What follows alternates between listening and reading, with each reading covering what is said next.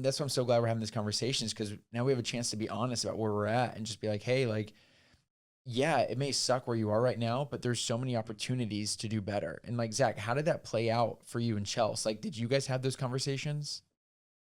Yeah, dude, it's so similar, hey, to your stuff, Chad. Like, I actually owed Chelsea money when we were like friends. No way. And it was a big, it was Dude, like, this is the it was greatest spicy, thing ever. dude. Can we talk about how like we're just like having these conversations and Zach like drops these bombs about like your and Chelsea's relationship that I was like, wait, I didn't even know that.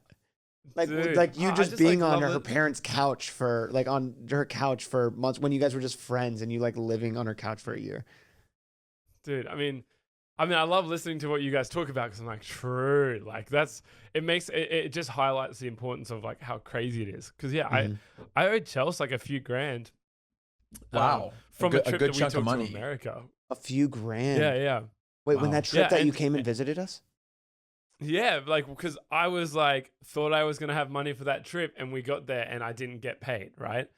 And I just never got paid. It was like that's a whole nother story for like business and stuff. But Oh my yeah, I just gosh. didn't get paid. And so Chelsea, like being the absolute legend that she is, like was like, well, we're here. Like obviously Being we a should still homie. do stuff. We can't. Dude, legit, Chelsea coming through. And yeah, dude. And so owing Chelsea money, like when I was like, when we started dating and I was like, okay, I'm going to pursue Chelsea. Like, I think I want to marry this girl. I know I want to marry this girl. I was like, oh, dang, I can't owe like this girl money. I just felt so like it was weighed so heavy on me. And so seriously, I remember Chad and I talking about this because I was like, I'm going to propose to Chelsea. This is what I want to do. And this is the ring I want. And I was super sad that I couldn't afford this ring. And Chad was like, you need to know that like Chelsea's going to love you and will say yes and want to do this with you regardless of how much the ring was. And what I did was I ended up paying Chelsea off and all this other debt off with the money that I would have spent on a ring. Oh, Like, that's so dope. isn't that crazy? That's so Let's go, much dude. better, dude. It's so much better. Bro, that's Right? investing.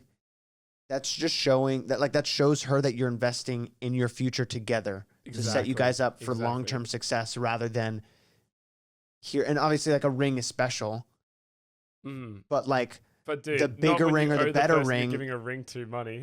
yeah, dude. Like, Like, what does that mean? Like, if for her, like the confliction within her, if I was like, "Here's this super bougie ring I bought you because I love you," and she's like, "Yeah, but you owe me $3,000." Like, why did you not just? Yeah. And I think, dude, the that ring was a big- symbolizes. The ring symbolizes the commitment. It shouldn't symbolize Exactly. how much cash you were able to blow on the Yeah. ring. Exactly. Yeah.